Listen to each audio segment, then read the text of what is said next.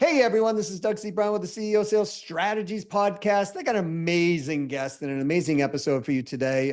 Justin Goodbread is coming on. You can find him at justingoodbread.com. We're going to talk about what the heck do you truly want in your life and your business? And before you go, well, come on, is this really a business call? Trust me, this is a business call of business calls. I remember when I was the president of training and sales for Tony Robbins and Chet Holmes, Tony one time said, people used to come up to him and say, Tony, I love what you do, but man, what does that have to do with your business? And he would say, you are your business. So we're going to talk about fulfillment, how you can build a business to exit by really understanding what do you truly want in your business, in your life, and how do you achieve it through understanding what the formulas are to do so. So let's go talk to Justin in a moment. If you guys are interested in how do you follow up better, how do you, take your sales and predictably grow them, reach out to me at doug@ceosalesstrategies.com and just let me know what you're looking for, and we'll have a conversation and figure it out together if need be. All right. Without further ado, let's go talk to Justin. Hey, Justin, welcome to the CEO Sales Strategies Podcast. Thanks so much for being here today. Thanks for having me, Doug. Looking forward to this. Yeah, I am too. I mean, you've got an amazing story. Would you mind sharing your story, from, your journey from, South Georgia on up? Absolutely. So I'm just an old country boy, born and raised in the South. That's the way I like to introduce myself. I born and raised on a dirt road in South Georgia near the swamps and was homeschooled most of my life. My mom and dad introduced me to some greats of late. You might recognize the names Zig Ziglar and Og Mandino and Charlie Tremendous Jones and Les Brown and these great motivational speakers that were traveling the world in the early 80s. They introduced me to those through a homeschooling curriculum and taught my brother, my sister, and I how to be business owners. So we started our first business when I was 15 and it grew. It grew very well. We sold it when we were 22 years of age after I married my wife, Emily, from East Tennessee. And, Doug, you and I were just talking about our daughters. Whenever, you marry a girl, you're ultimately going to end up where their family is. So I left my South Georgia sand roads, white sand roads, moved to the mountains of East Tennessee where it's red, slimy clay, and ended up into an insurance business, grew it, sold it, ended up into a consulting business, grew it, sold it, and finally found myself in a financial firm, a marketing firm, and a business advisory firm, grew them, sold them. Then a company who bought those three firms said, hey, Goodbread, we'd be the president. We took that company in 18 months from mid 8 figures to a 9-figure valuation and sold it.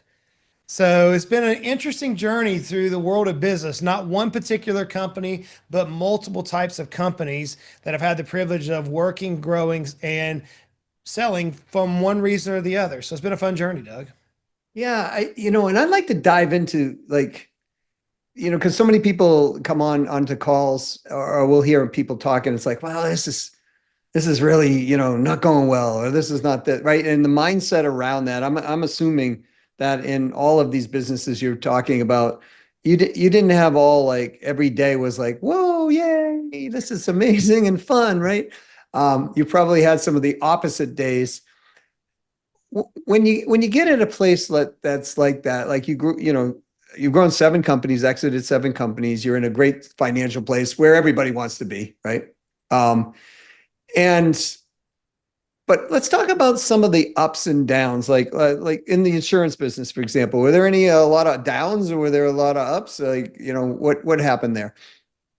In every company, we face resistance. In every company, we face resistance, but I believe that ultimately we overcome resistance through our faith. Faith in why we're placed here on earth, or faith in what our mission of that company is.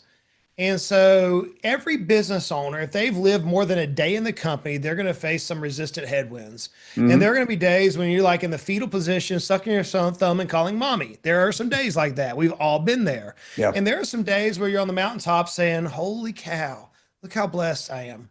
Wow, I don't deserve this. I'm just an old country boy born and raised on a dirt road. How in the world did this come to be? And we have the most unbelievable imposter syndrome there is. But what I've discovered in my own life, and now what I have the privilege of teaching through our relentless value coaching, what I have the privilege of teaching business owners is it doesn't matter really the resistance in front of us. The resistance is where you gain strength. The resistance is where you gain the fortitude to carry you through that mission, that journey that you ultimately want to achieve on. As long as you understand where you're at today, what got you here, is not going to get you where you want to be tomorrow. And if we can get super clear on where we want to be tomorrow, then those high highs, those low lows don't matter. So in my own life, there have been some low lows. I can remember whenever I was 36 years of age, I had promised Zig Ziglar sitting at a conference that three things I wanted to accomplish in my life. I wanted a smoking hot wife and a beautiful family before I was age of 40. Got that. Thank God. She's beautiful. And I would bear it outside my league. And I wanted to write a New York Times bestseller. Haven't done that yet. Got two international bestsellers and a #1 Wall Street Journal bestseller. And I wanted to be a decamillionaire. I had no idea what $10 million net worth meant. I just knew it had a bunch of zeros behind it. And if anybody can be a millionaire, why can't I be a 10 millionaire? Was what I thought at age 19. And at 36 years of age, Doug, I was like, we've not accomplished this in any way. We're not even near where I wanted to be to my 19-year-old self. What am I doing? And I'm the type of person that's going to grab the bull by the horns and, charge hell with a water pistol. So what that led me to do is push my family into the most difficult time of our life. We sold our house, nice, beautiful house in the suburbs. We sold it, moved into a double wide mobile home. We sold our nice cars and drove some cars for 300,000 miles that were held together with duct tape and love. And we poured everything back into a business. My wife and I worked our fingers to the bones for 2-3 years. We paid our employees more than we were paying ourselves. And we raised our kids on the fact that, hey, we're camping. We're having fun. We're camping. And wouldn't you know it, that through that adversity and all the things that come with that, all the angst and all the frustrations, all the personal pride that I had to swallow now as a business owner who had sold 3 companies and was considered successful by many, once I swallowed the pride and stepped back and looked, you know what? We can accomplish anything we set our minds to. So yeah, there are some highs and there are some low lows. I'll tell you one of my lowest lows. The company's moving. My 4th, 5th, and 6th companies are all moving greatly. We're making mid 6 figures of income. I'm taking off 4 months a year. Business is scaling at 40% a year revenue, working with a one avatar. Everything we teach, it is clicking. I mean, it is rolling, Doug. It's everything we want. My wife ends up in the hospital when we 12% chance of living. And here I am, a business owner, saying everything that we want, everything we sacrifice for this little mobile home thing, it doesn't matter anymore because my wife, my bride, my love of my life is about to die. Now, thank God she didn't. She's healthy today. She's blessed. I mean, it's unbelievable. And that point, it didn't matter about the business or the money or the accolades or the books or the whatever, the prestige. None of that mattered. So yeah, there's been some low lows.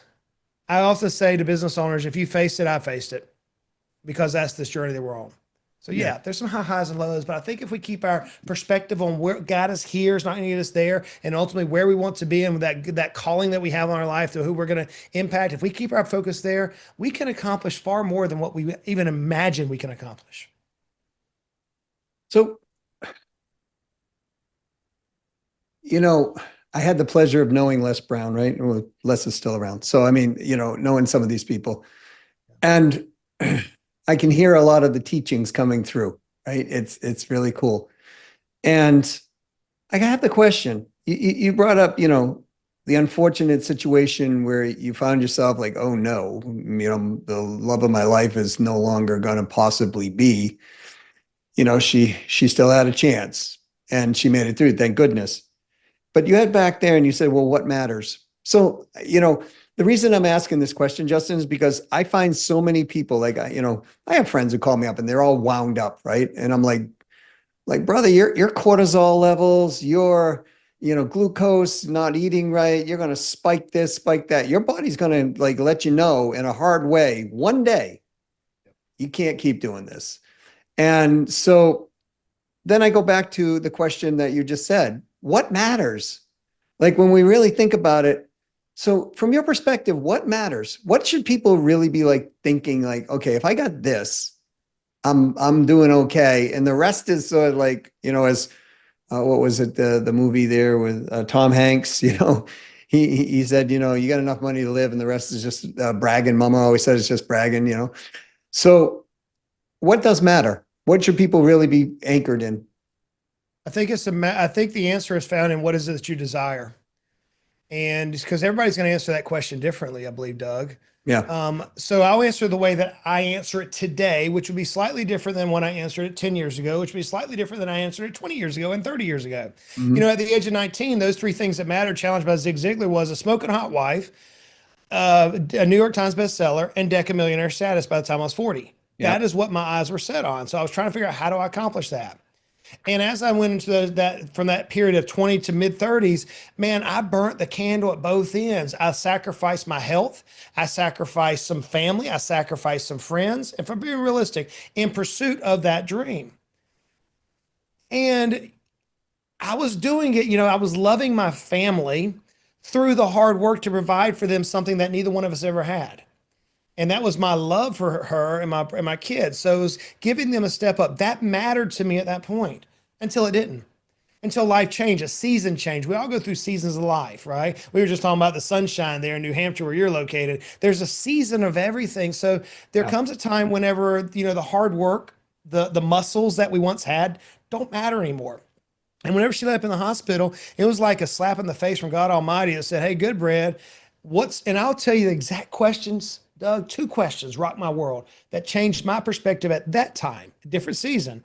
My wife's laying in the hospital and she said, we were talking about business and we were talking about success. We're talking about her perhaps not being there, what we're going to do with the kids, how we're going to deal with life insurance, all that fun stuff that thank God we didn't have to deal with. And she looked at me candidly, Doug, lay on the bed and she said, "Justin, what's another $1 million going to do for us?" Yeah. And I looked at her, I said, "Nothing." And she said, "Okay." And that's all she said. And then I called my coach. I've had a coach in my business since I was about age 16. I believe firmly in coaches with all my heart. So I had a coach in my business and I called my coach and he said, "That's an interesting question. How'd you answer?" I said it didn't matter. He said, "Okay, let me ask you a different question." He said, "Son, if you had unlimited time, none of us do, and unlimited resources," he didn't say money, he said resources. Resources could be talent, it could be friends, it could be prestige, it could be ability, it could be a number of things. He said, if you had unlimited time and unlimited resources, what would you do tomorrow that you're not doing today? Now, this phase of my life, I'm already taking 4 months off. We had busted it, right? We had built a company that's operating without us, that's scaling exponentially, that is the envy of so many within that particular industry. And I said, "You know what I would do?" He said, "What's that?" I said, "I'd write another book." He's okay. I said, "I'd travel with my family. I've only got my kids at home for another 5 years before they go off to college. And at that point, they start their own families. I'd make some memories with my kids. I've missed so many in the first 10 years of their life, 15 years of life. I'd do that." You know what I would do? I was like, I would turn around and pour back into business owners. These economic engines that drive the GDP that help so many communities and charities and people. Because I know a business owner's heart. They want to excel in everything they do. They want to be the best, not because of pride or accolades, because they're tenacious and they have this burning desire to be the very best they can be. I would help them say, "Hey, don't make the same dumb mistakes as this redneck from South Georgia made. Don't make those dumb mistakes, guys. There's better ways to do this." And he said, "Okay, cool. When are we going to start that?" I went, he goes, "Sell your business." Like, so we sold the business. And now we look back and I'm like, today, if you ask me what matters, it's not money. Maybe it's because you have it, but it's not money. My kids are cared for, thank God. My wife's healthy. Now it's, creating a lasting impact. I want my kids to go to, whenever I'm on my deathbed, I want my kids to say, "My dad left it on the field. He did the very best he could to help others. He poured back in." Not even legacy. That's such a cheap word to me in today's society. It's not even that. It's, am I living to the fullest potential that I can live? That is what matters to me today. Now, it's not the same answer I would have given 10 years ago. It's not the same answer I would have given 20 or 30 years ago. But at this season of life, that's what matters to me. Right. Yeah, and this makes so much sense. And back when we're in that warrior phase, if you will, right? The 20s, 30s, you're driving, you know, we have this perception of what we think that fullest potential to live is. And it's in most cases false, Right. right? And I'll never forget this, Justin. As I've had the privilege of knowing a lot of wealthy people who have lost it, regained it, lost it, regained it, right? I was in a position once where I lost twice everything, right? And the second one was when I was in my 50s in a divorce. And I was like, you gotta be kidding me. I'm 56 years old, sitting there going, I, house was paid off, cars were paid off, this was done. And now it's like, okay, now I'm starting again, right? Yeah. And it just happens to people. I know people who have had this happen in their business. I mean, 23andMe just was going out of business. Like, you look at these things and it's like, yeah, you can say, well, yeah, they're okay, the people who started it, but there are people literally who start businesses, or in life something starts and then they run into tragedy, or they run into circumstances. I got to imagine people who are in certain areas of the world right now, Ukraine, for example, they had a home and now they have nothing tangible, and they don't even know where their kids are, some of them, right? So like they're starting all over again. And when I look through history, this has happened through history. So there has to be a bigger question, like what matters. And I think that what you're so clearly defining is it's different for every person, but the reality is what I've learned through that is money can be made. Oh yeah, money's so easy. Making money is such the easiest thing to do. And it sounds cliche to say it. I could almost hear somebody on the other side was saying, that's easy for you to say, good, Brady, you already made some. Yeah. It's not that easy. It's a formula.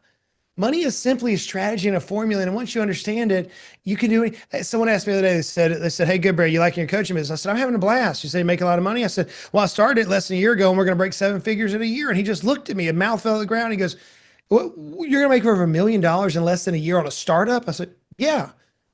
He goes, I said, why wouldn't I? He goes, how in the world? I said, because it's a formula. It's a simple process. I said, money's not the hard part. Finding fulfillment in this journey, this brevity of life that we live in. Somebody often says the dash in between our birthday and our death date, right? The Yeah. brevity of life that we live in, that is where the hard part is. It's saying, okay, can I literally leave an impact, or can I really pour my life into what truly matters to me? And it's unique because every one of us have different passions. For me, to make $1 million is nothing. Why? Because I love what I do. Others, it's a toil for. I've got dear friends, Doug. They make 60, 70, 80,000 a year and they're happy as a bug in a rug. Yeah. They're just living the dream. Yeah. And that's where they're at. And I mean, we're close friends. I've got other friends who are very, very, very wealthy and they're so miserable. They're Yeah. unhappy. And it's like, guys, money is not the God. I heard Jerry Seinfeld not too long ago say, when is it that money became everything to us?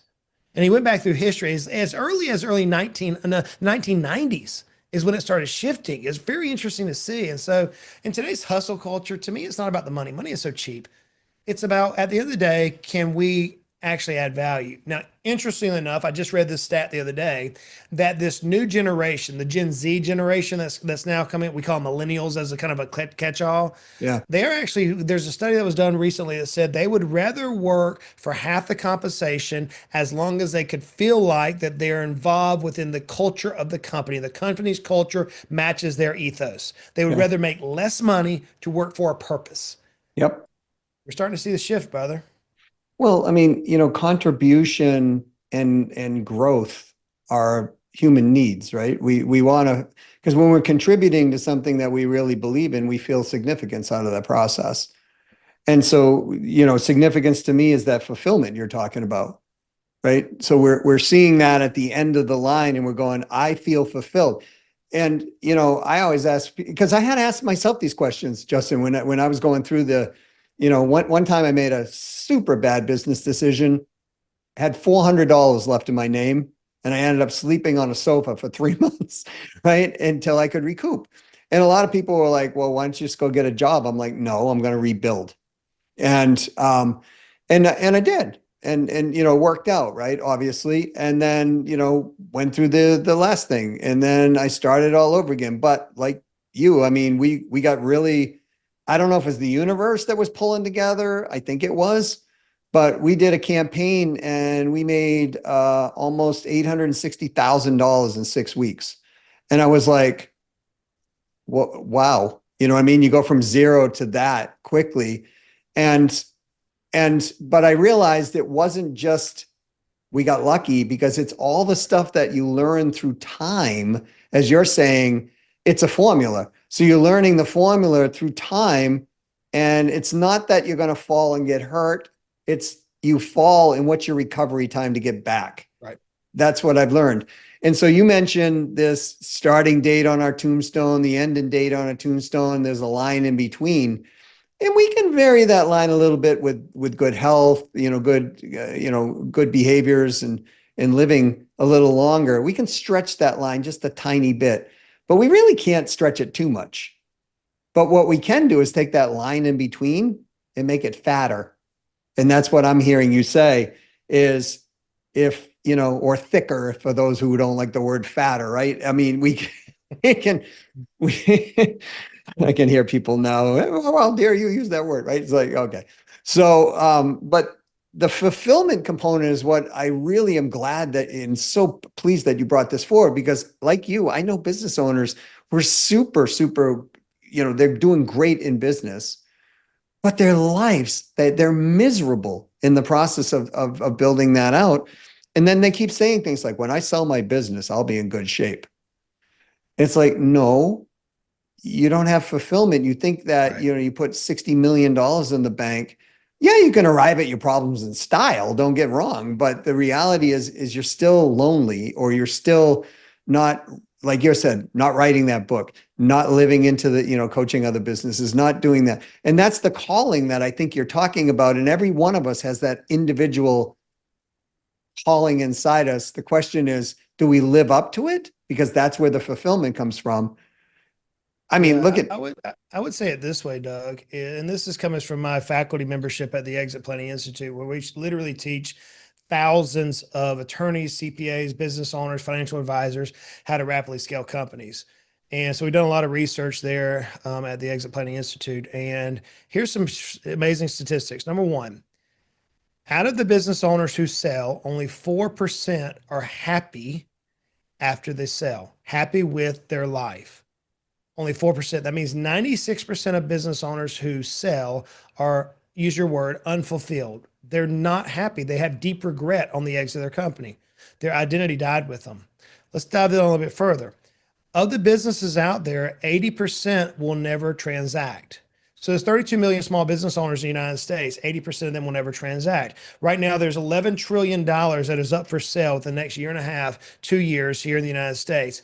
Of that $11 trillion, only about 1 trillion will actually move in business value. That means 10 trillion just going to evaporate. It's just going to go. The business means these people who've sacrificed decades of their life in their communities, for their charities, for their employees, for their clients. It's just going to go. Here's even more sad. For the business owners out there, 80% of your net worth is your business. yep. So that means you're stuck. You're stuck in this rat race, almost like Bill Murray's Groundhog Day. You're stuck trying to punch Ned Flanders in the face after he sells you insurance 17 times in a row. Okay, that's literally what you're dealing with, and you're not fulfilled in the sense that your business can't sell for what you think it's worth, and if you sell it, you're not going to be happy with the outcome, and your identity is the business, and everything that revolves around this thing, this monster that you built. Friends, this doesn't have to be that way. There's literally a process and a program that you can walk through as a business owner and say, I'm going to take this highly liquid asset that only 20% will ever turn to a liquidity event. I'm going to take this and build it where somebody's willing to pay me cha-ching, flop out some hundreds on us, right? Just pay us some serious cash. Number one. And then I'm going to build this business so that whenever it does transact to whomever buys it, that now I'm going to be fulfilled. I'm not going to lose my identity in the business. I'm not going to be part of that 96% who says, holy cow, I wish I'd never done this, and go to our grave as with the idea of a business owner that is unfulfilled. Guys, I see it all the time. And so what I wanted to do differently in my own life was, how do I build a business with extreme value? How do I build a business that somebody's want to pay me cash for, significant cash? How do I build a business that is not my identity, that I can look back and say, yeah, I had a hand. For example, Doug, the very first business I started when I was 15 is still in existence today. Still in existence. I can go in that town. I know the owner of it today. And he looked at me and said, man, you never know what you started. I said, I know exactly what I started. It's a great business. We put a great framework. It's still running today. That's 35 years later. Mm. That's a sense of pride, if you want to say, not quite hubris pride, but like that type of pride. It's like, man, look at what we did. There, you can achieve that. And it's not about the zeros.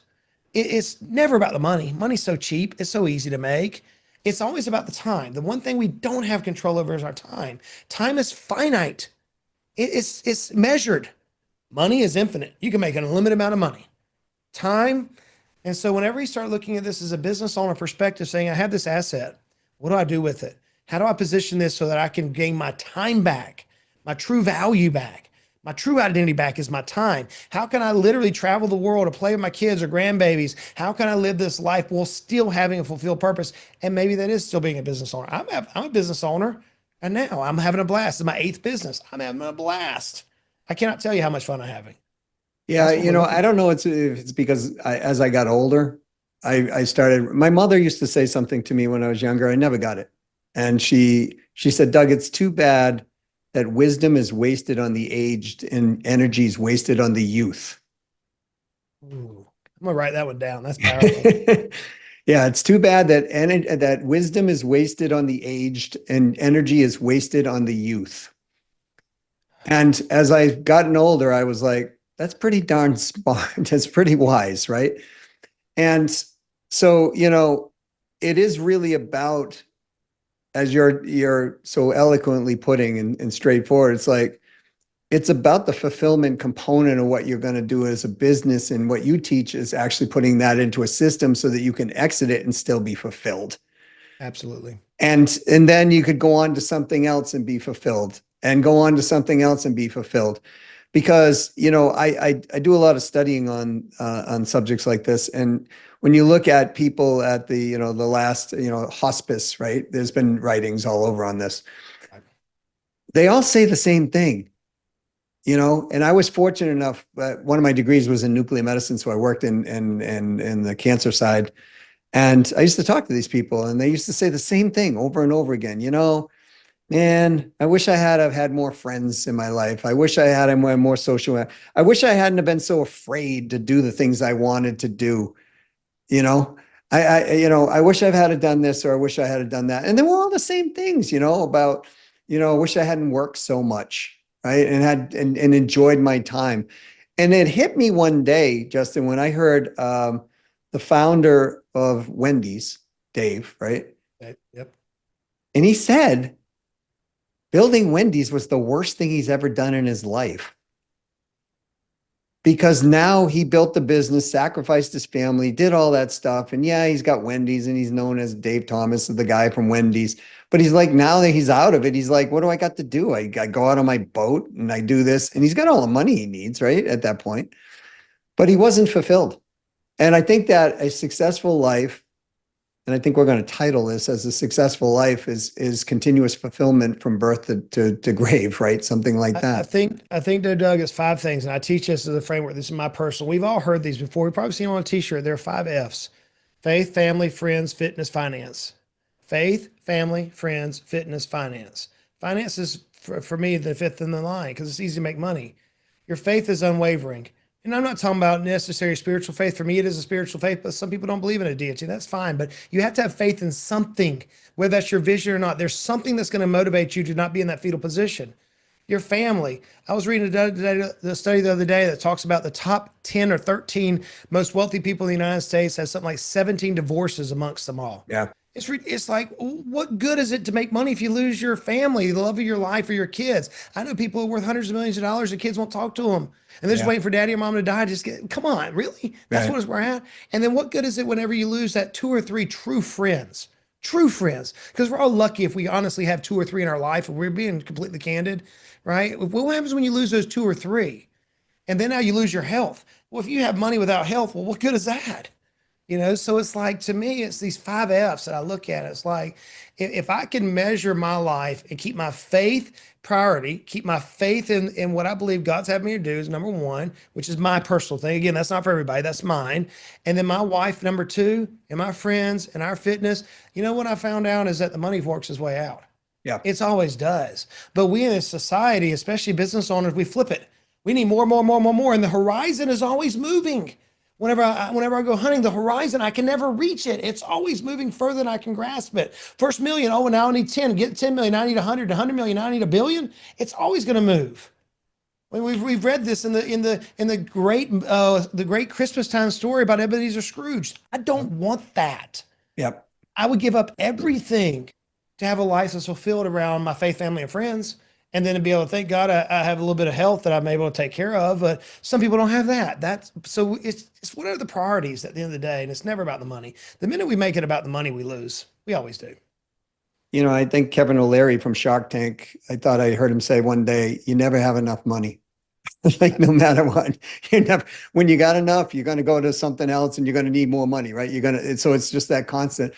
But I wanted to tell the story because what you're saying, I remember I was in my 20s and I was actually in a multi-level marketing company selling, and I was actually doing quite well.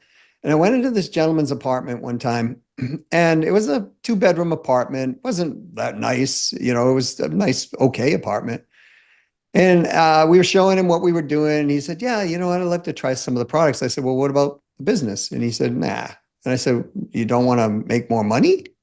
And he cued in on this. And he said, you're looking around my apartment, right? And I said, well, yeah, kind of, you know. And he said, Doug, you see this picture right here? And I said, yes, woman's beautiful. He goes, I sleep with her every night. And he said, you see that building across the street? I said, yeah. He goes, I work there every single day. And I'm on a shift where there's no one else there. So I'm like a caretaker to the building. And like no one bothers me. And he said, look down the street, you'll see a golf course. And I look down and I go, yeah, it's a golf course. He goes, I play almost every single day. So I've got who I want, what I want, and I'm fulfilled in doing what I'm doing. Why would I want to build a business? And it just hit me so hard, Justin. I was like, it just stuck with me my whole life, right? But there is something to be said about living to our fullest potential. Yes. And so I go back to what I said is being fulfilled is not about being lazy or lackadaisical or even less than hungry. The reason why many people aspire to achieve whatever their term of greatness is, and we admire people that throughout history, they're not necessarily the richest people. They're the ones who had a divine calling, a divine purpose, and they sacrificed everything to that outcome. There you go. And so in my life, it has been, I love business. I love it. My children get a master's degree around the kitchen table every Thanksgiving. I love it. And they can do business better than I can now, but it's my passion. So why not take this passion and incorporate my entire life around it? And notice that the passion is not about pursuing money. It's about pursuing impact. My entire journey has been throughout every business I've had is how can I make this yard look as beautiful as possible? Can I bring my best to this thing? If I'm consulting a client, how can I help them the best as possible? Can I bring my best to this scenario? So it's not about being lazy that some people might say, well, you guys are just talking about not being lazy. It's not that. It's what is it that you truly want out of life, which was the root question. How do you determine where you want to go? What is it you truly want? It's almost like Alice in Wonderland, the Cheshire Cat, who said, Alice, which way you want to go? She said, which way do I go? And he said, I don't know which way you want to go. I don't really matter. It doesn't matter which way you go. If that's you, then you're going to be unfulfilled in life. Yeah. But if you take it on a step back and say, what is it I truly desire? Truly desire. For me, it was pretty simple. Smoking hot wife. I'll go back to this. New York Times bestselling book. And to be a decamillionaire between I was age of 40. I still don't have a New York Times bestselling book. So guess what I'm honed in on? Writing a New York Times bestselling book. Because that's what I want. And everything in my life supports that. So friends, if you're an owner, if you're somebody out there who's a business owner, if you're listening to these two clowns over here on these microphones talking, may I challenge you to say, what is it your truest desire is? What is your truest desire? Is it to have an autonomous family that you live with for 80, 90 years, have kids that want to talk to you, that love you? If that's your truest desire, then that should be your priority and nothing else matters. If it's to have a strong faith, then nothing else matters. So find the priority and then pour everything you've got into fulfilling that desire. As I often say, charge hell with a water pistol. You're not going to put it out, but you're going to have fun trying to. Yeah. That's the mission that we're on, brother. That's what I believe ultimately leads to this decamillionaire mindset that we all want, this mindset that allows us to accomplish the most amazing things. Justin, how do people get to know more about you, get to know more about what you do, and get a hold of you? Yeah, so I've got a very unique name. It's Justin Goodbread. I'm the only one out there. You can Google me. You'll find my personal website. You can go to our YouTube channel. You can go to our podcast. We have 600 episodes. I have books. But I would just say connect with me on Instagram, connect with me on Instagram, connect with me on LinkedIn. If you want to learn about our coaching program, if you're a business owner and want to double, triple your value of your company within a very short period of time, go to justingoodbread.com. We have all the information there and you can learn all about us. Awesome. Justin, I thank you so much for being here on the CEO Sales Strategies podcast today. Thanks for bringing your A++ game. I'm very, very grateful. Thanks for having me, Doug. It's been a pleasure. All right. I bet you have some notes. Bet you learned some things too. I bet some of you are going, I got to really ponder my life and really figure out what is my fulfillment and my fullest potential that I want to live into. Because I can tell you as I get a little older in life that if you don't do that, money is great. Helps you arrive at challenges and helps you do things in life that you would want to do. And it's awesome. But if you don't have that fulfillment on a daily basis or a weekly basis, and you aren't constantly trying to figure out what that fulfillment is in the next phases of life and living into those phases of life, then you're just going to have a bunch of money. If you don't have friends, if you don't have social, circles, if you don't have inner feelings of strength and goodwill about yourself, if your family is not where you want it to be, if all of these things, your health is out of balance. I was just having a good conversation with a friend of mine today who's so stressed out, and he went to his doctor and they're like, man, your blood work's off. Well, guess what? He continues that path. It won't just be his blood work off. It'll be actually manifesting into a health issue. So all of these things are really important. And how do you package this up and exit a business if you want to? Or how do you keep that business and exit it the way you want to? As long as you're living into that fulfillment, you will always be way happier. And trust me, I've dealt with death and dying for a long time when I worked in the medical field. The number one regret they have is not living into who they are, doing what they want, staying afraid of who they want to be and never fulfilling that component of it. And as your time goes by, you get less time to do it. So hope this episode really hit home for you. If you're interested in improving your revenue predictably, you're interested in your follow-up skills or the technology to do that, we're running master classes every single month on that. I invite you to that. Just send me an email at doug@ceosalesstrategies.com and let me know what you'd like to attend and we'll get you out the schedule. As always, go out and sell something today. Sell a lot of it. Make people happy. Win, win, win, win, right? Don't discount when you don't have to. I'm going to keep preaching that because so many people just drop their price when they don't have to. Convey, as Justin said on this call, value, more value. People will pay for it. That's what they're looking for. And it starts from the beginning, not just in the sales conversation. So look at your whole sales cycle. Look at your whole customer journey cycle. Till next time, this is Doug C. Brown saying to you, to your success.